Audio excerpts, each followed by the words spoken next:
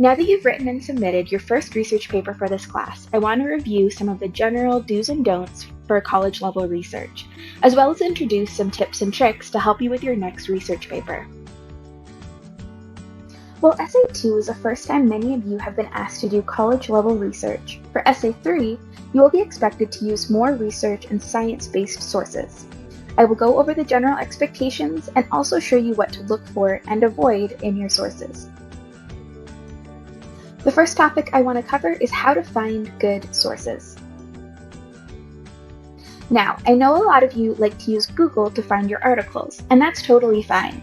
The trick to find research-based sources is to include the word research in your Google search. Let me show you what I mean. So if I just put college stress into the search bar, I get a lot of articles that are just kind of general advice to college students. We have here a US News article that's just talking about stress in college. We have a student's guide to managing stress. These are all really helpful if you're just looking for general information, but not really good for a research paper. On the other hand, when we put in college stress research into the search bar, we get articles from Google Scholar, which is always a great place to start. And we also just see articles from different research-based websites, which are again going to be a lot more researched and science-based. And these are all going to be great places to start when trying to find articles that are actually research-based rather than just general advice. Now, of course, you don't have to use regular Google to find your sources. You can also use Google Scholar. You can use the research databases that you have access to through the LBCC library, but I'm just giving you all your options.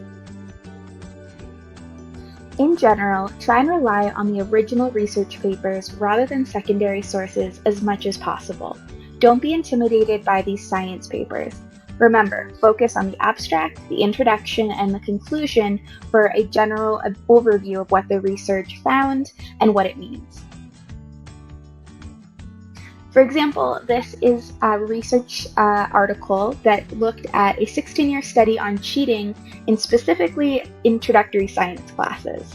And so you can see it always starts with the abstract, we have the introduction, and then to go over what the research actually found, you can go down to the conclusion to see the results. Now, let's go over some general research red flags. So these are things we want to avoid seeing in the sources that you choose to include in your essay.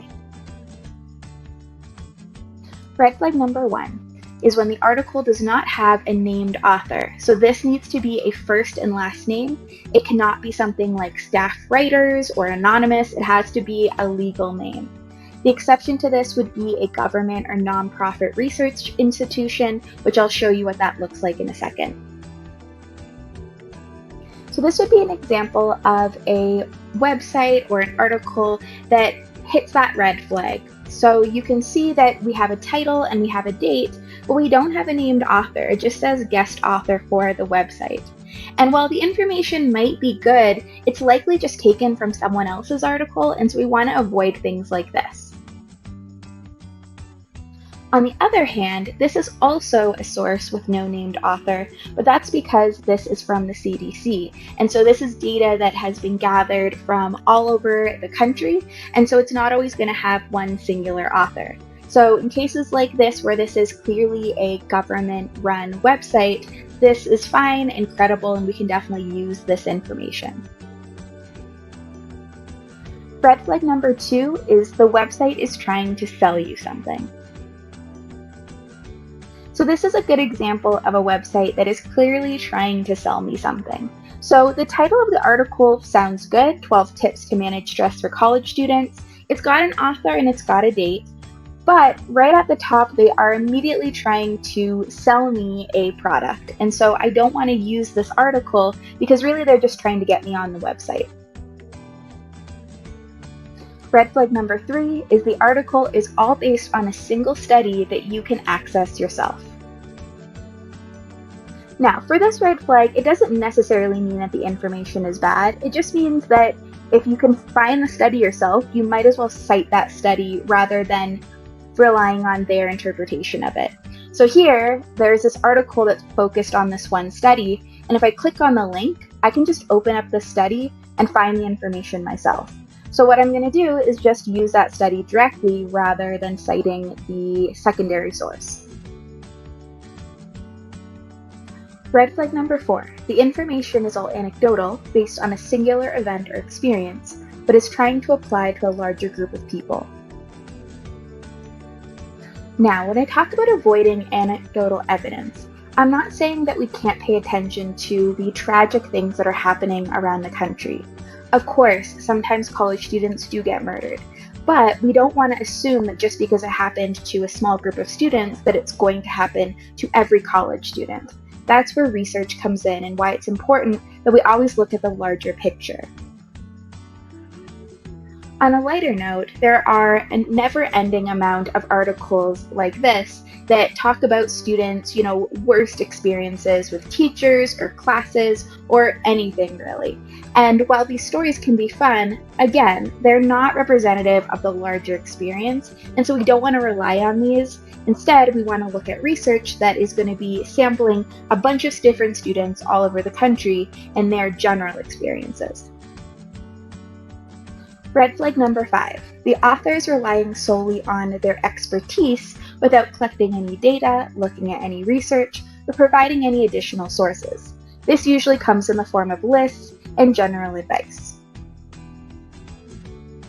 Articles like this, which have a named author and have an expert writing, but aren't really based off any research or any data, can be fun to read, for personal reasons, but if we're trying to look at research, this isn't really what we're looking for.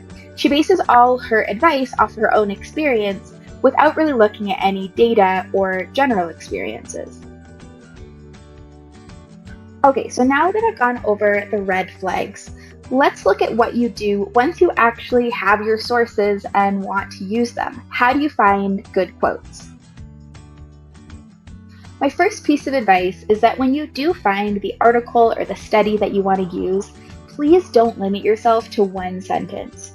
Rather than just giving me a statistic or a piece of data, explain why and how if that's included in the article, which it usually is. Most academic articles are not just going to state what the problem is, but they're going to provide some context to it. So here we have information on the prevalence of cheating, so how common it is. But if you keep going, it also talks about why students cheat and the role of contextual factors, so reasons why they might cheat or might think they can get away with it. This is all really going to be important information. I'd like to see some quotes from both sections. To go along with that, when you're looking at quotes, don't choose anything that's boring or obvious. We want to choose information that is surprising or that gives us some information that we didn't already know. So let's look at this article as an example. So this article is focusing on factors that increase suicide risk for college students. And if you were to just read the first paragraph, it goes over some general information. So it talks about how college students across the country struggle with suicidal thoughts. And according to the CDC, suicide was among one of the top 9 leading causes of death for people in 2020. So it would be pretty easy to stop after that first paragraph, grab a couple quotes from there, and just use that as your quotes for the article. But you'd be missing the main point of the article, which, if you keep going down to the leading suicide trends, you'll find that this article is actually about a study that was done that found correlation between rates of food insecurity and suicidal ideation. Basically, students that are food insecure are more likely to be suicidal. The point is, make sure you're not just going with the first bit of information that you find. Make sure that you're actually reading these articles, or at least reading the headings, so you know that you're not missing anything important. I'm looking for really interesting information that I don't know yet. So try to find something that is actually going to surprise me and yourself, and that's going to tell us something that's worth discussing.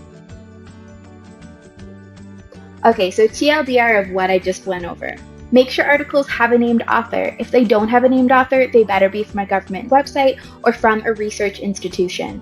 Don't be afraid of actual research studies. They're not scary. Read the abstract and go from there. Anecdotal evidence doesn't count when it comes to research. Choose longer quotes that tell me something that I don't already know. Find something juicy that you want to discuss. So the last thing I want to discuss in this video is how to discuss and analyze your quotes once you've chosen them.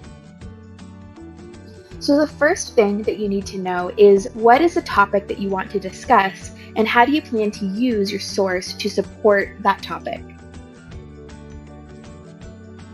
So for this video, the topic that I want to discuss is how fairy tales have always been adapted to the culture in which they exist, and that modern Disney versions will inevitably be replaced with new versions.